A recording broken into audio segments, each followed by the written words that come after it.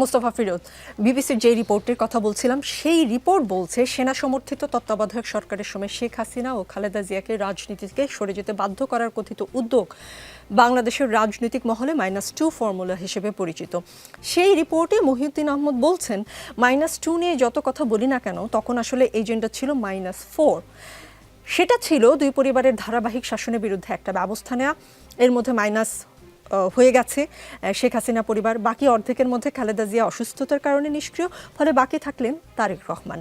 তবে তারেক রহমানের দেশে ফেরার অনিশ্চয়তা শেষ পর্যন্ত -4-এ গড়ায় কিনা সেটি সময়েই জানা যাবে। -4-এর আশঙ্কা দেখেন কিনা মোস্তফা ফিরোজ?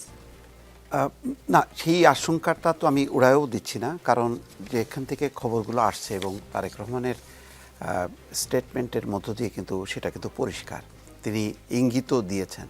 সেই ইঙ্গিত থেকেই বিশ্লেষণ চলে, যেহেতু সুনির্দিষ্ট তথ্য দেখেন, জয়ও কিন্তু আজকে দূরবর্তী অবস্থান থেকেও বলতে পারেননি যে কারা তারা, সেই আন্তর্জাতিক মহল কারা, সেখানে তিনিও কিন্তু বলেননি। তারেক রহমান ইঙ্গিত দিয়েছেন, একই ব্যাপার। তো আমরাও কিন্তু যেটাই বলি না কেন সবই আকারে ইঙ্গিত দিয়ে বলবো। তবে নিশ্চয়ই এই খেলা তো সেই 1-11 থেকেই শুরু হয়েছে। -2 ফর্মুলা, -2-র সাথে -4, মানে মোট কথা দুটি প্রধান রাজনৈতিক দলকে কেন্দ্র করেই এই ফর্মুলাগুলো আবর্তিত হচ্ছে। তো দুর্ভাগ্যজনক হচ্ছে যে এই ফর্মুলার একটা অংশ, যেমন আওয়ামী লীগ নিজেই এটা বরণ করে নিয়েছে, নিজেই এমন একটা শাসন ব্যবস্থা চাপিয়েছে যে সেই শাসনের এমন পতন ঘটেছে যে সেখান থেকে আর কেউ যে তাকে তুলে নিয়ে আসতে পারবে সেই অবস্থাটা রাখেনি।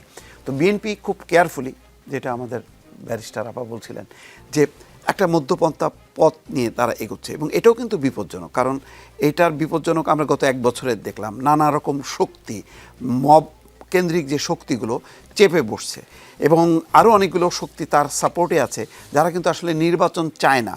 যখনই নির্বাচন চাইবে না, যখনই মনে করা হবে যে সংস্কার চলতে থাকুক, এটা হোক ওইটা হোক, তখনই বুঝবেন যে এখানে কিন্তু আছে, যদি কিন্তু আছে। কারণ যখন নির্বাচিত সরকার রান করতে থাকে তখন কিন্তু ষড়যন্ত্র কিন্তু দূরে সরে যায়, আর যখন নাকি নির্বাচন থাকে না তখন ষড়যন্ত্র চেপে বসে। সুতরাং যেই ধারাবাহিকতাটা শুরু হয়েছিল সেই 1-11-এর সময় থেকে, সেটা যে শেষ হয়ে গেছে এটা আমরা কোনোভাবেই বলতে পারি না। আবার নতুন করে আসলো আলোচনায় জয়ের একটা বক্তব্যে আর তারেক রহমানের সর্বশেষ বক্তব্যে। কারণ দেখেন, এরকম বক্তব্য দেওয়ার পর আজকে যখন নাকি জরুরি সংবাদ সম্মেলন ডাকলো বিএনপি, তখন আমি ভাবছিলাম যে তারেক রহমানের ওই ফেসবুক স্ট্যাটাস নিয়ে যে ধূম্রজাল তৈরি হয়েছে, যে কিসের জন্য তিনি আসতে পারছেন না, মানে কোন কারা নিয়ন্ত্রণ করছে, কারা বাধা দিচ্ছে। একদম পরিষ্কার কথা যে তারেক রহমান যেটা বলতে চেয়েছেন, আমি যেটা বুঝি, যে দেশে আসতে তাকে বাধা দেয়া হচ্ছে, দেশে ফিরলে তার জীবন হুমকির সম্মুখীন। তাহলে নিশ্চয়ই এমন কোনো গোষ্ঠী কথা তিনি চিন্তা করেন বা জানেন, তার কাছে তথ্য আছে। তো সেটার ব্যাপারে আজকে বিএনপি যদি পরিষ্কার করে খোলাসা করে বলতো তাহলে আমরা বুঝতাম, কিন্তু বিএনপিও কিন্তু আজকে বলেনি। ফলে আবারও কিন্তু সেই নির্বাচন আবার শিডিউলও পিছিয়ে গেল 1 সপ্তাহ। সব মিলিয়ে কিন্তু নির্বাচনটা যেভাবে জোয়ারটা উঠলো, হঠাৎ করে কিন্তু আস্তে আস্তে কিন্তু এখন থেমে যাচ্ছে।